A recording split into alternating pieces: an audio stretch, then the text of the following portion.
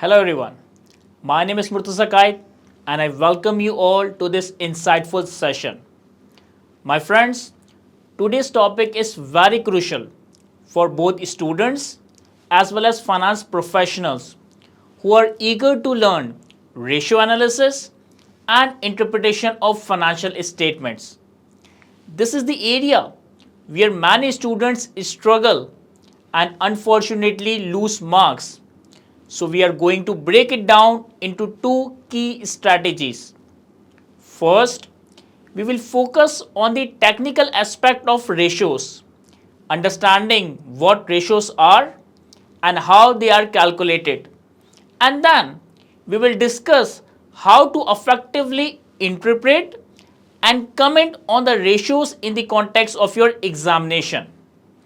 Alright, let's dive into the heart of today's discussion: ratio analysis and interpretation of financial statements.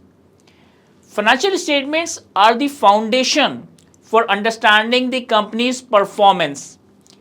Investors, lenders, creditors, and even the company's own management rely on these statements to assess the company's profitability, liquidity, and the overall financial health.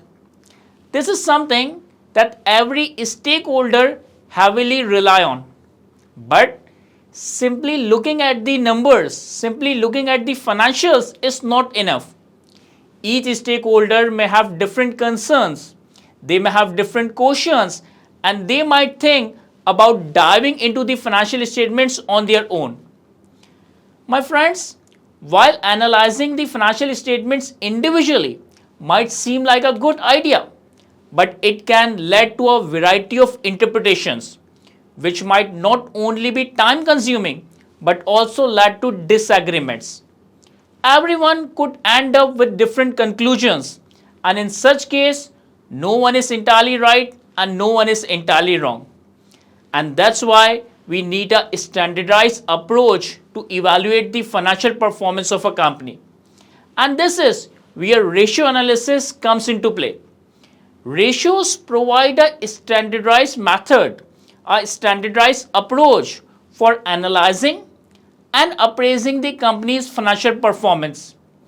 They help us cut through noises and focus on what's truly important.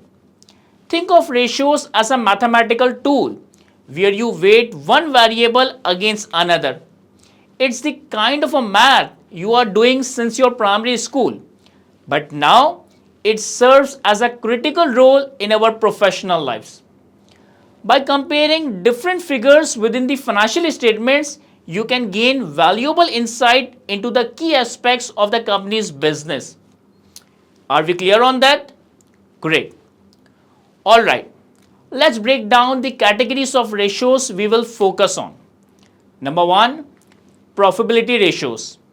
These are also known as performance ratios, and they help us assess the company's ability to generate earnings relative to its revenue, assets, and equity. Number two, liquidity ratios. These ratios show how well a company can meet its short-term financial obligations. Number three, working capital ratios. These ratios are important for understanding the company's operational efficiency. They focus on the company's working capital management. Number four, gearing ratios.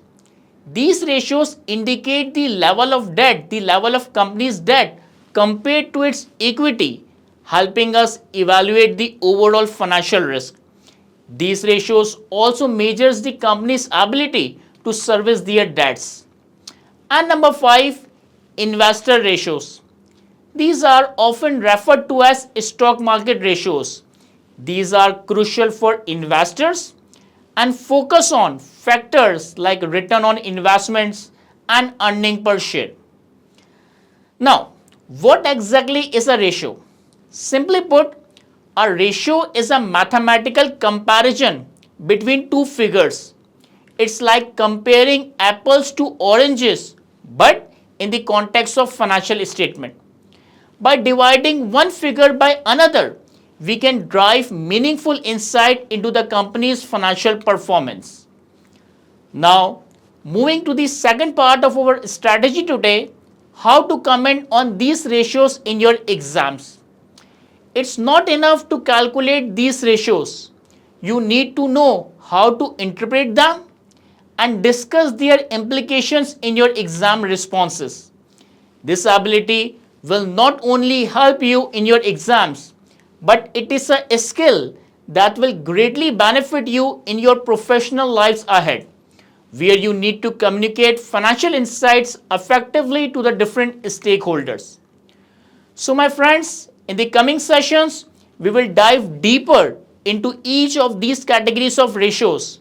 And by the end of this session, you will not only understand what financial ratios are, what is their importance, but you will also be equipped with strategies to analyze and discuss them effectively in exams and beyond. Let's keep our focus, and I promise you will find this topic not just informative but also empowering. Thank you for watching and see you in the next lecture.